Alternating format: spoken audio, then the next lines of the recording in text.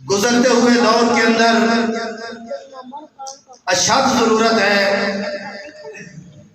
کہ new generation جو what's app, face بک، net کے ساتھ منسلک ہے، طرح طرح کے لٹریچر، طرح طرح کی خبریں،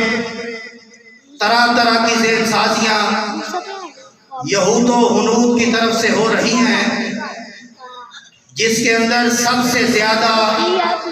کوشش یہ ہو رہی ہے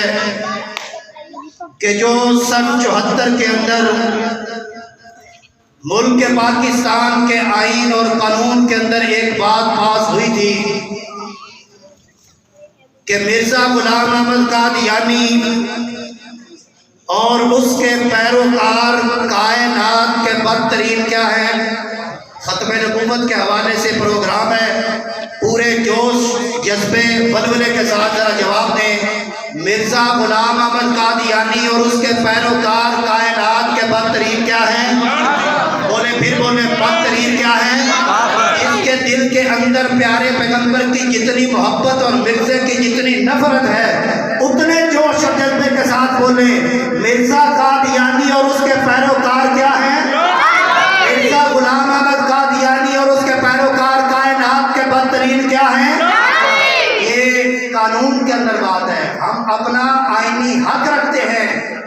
اور ہمیں کسی بات کا کوئی ڈر نہیں ہے،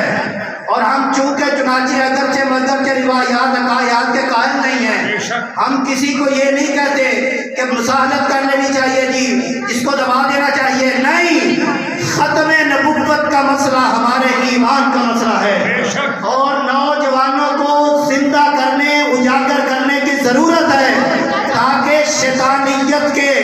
وکیل مرزا غلام